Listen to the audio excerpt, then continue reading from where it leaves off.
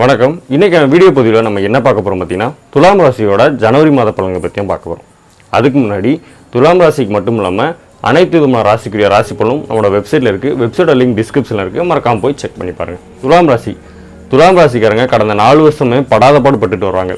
அவங்களுக்கு தொழிலோ வேலையோ குடும்பமோ படிப்போ எதுவுமே அவங்களுக்கு வந்து கை கொடுக்கல. தொழில் எடுத்துக்கிட்டால் பல நஷ்டங்கள், தொழிலில் கடன் மேலே கடன் வாங்கி ஊரை விட்டு ஓடினவங்கன்னா ரொம்ப பேர் இருக்காங்க துலாம் ராசிக்காரங்க.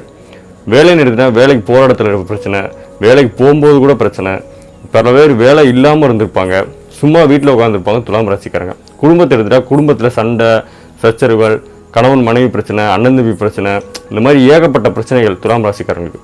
பல டென்ஷன்கள், உடல் எடுத்துக்கிட்டே உடலுமே பல உபாதைகள், பல நெருக்கடிகள், ஆப்ரேஷன் வரைய கூட போயிருக்கும் இந்த துலாம் ராசிக்காரங்க.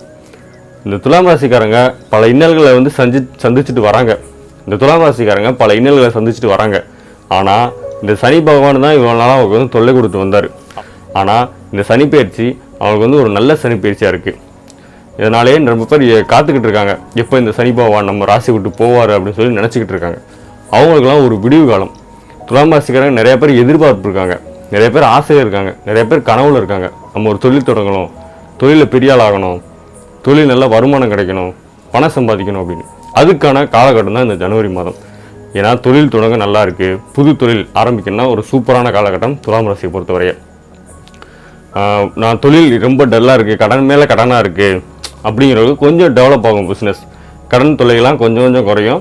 அவங்களுக்கு வந்து பிஸ்னஸ்மே கொஞ்சம் கொஞ்சமாக பிக்கப் ஆகும். ஏன்னா சனி பகவான் 6ஆம் இடத்துக்கு போகிறாரு, குரு பகவான் 8ஆம் இடத்துல வர இருக்கார்.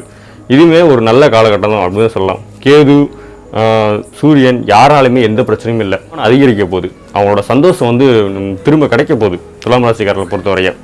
குடும்பத்தில் பார்த்திங்கன்னா பல பிரச்சனைகளோடு வந்திருப்பாங்க, அந்த பிரச்சனைலாம் தீரும்.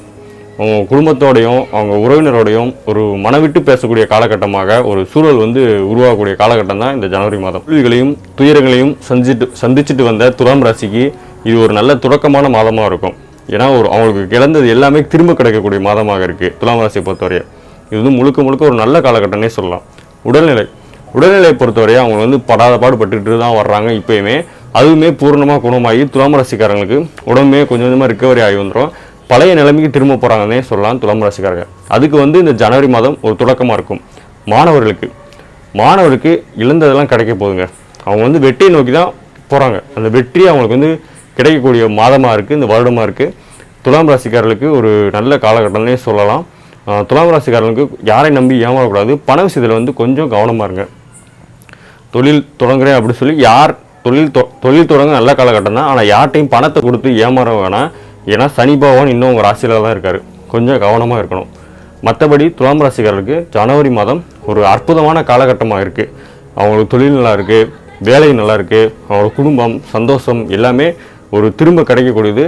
அவங்க வந்து ஒரு பெரிய கனவோடையும் ஆசையோடும் இருக்க துலாம் ராசிக்காரர்களுக்கு அது அனைத்துமே நிறைவேறக்கூடிய காலகட்டமாக இருக்குது இந்த ஜனவரி மாதம்.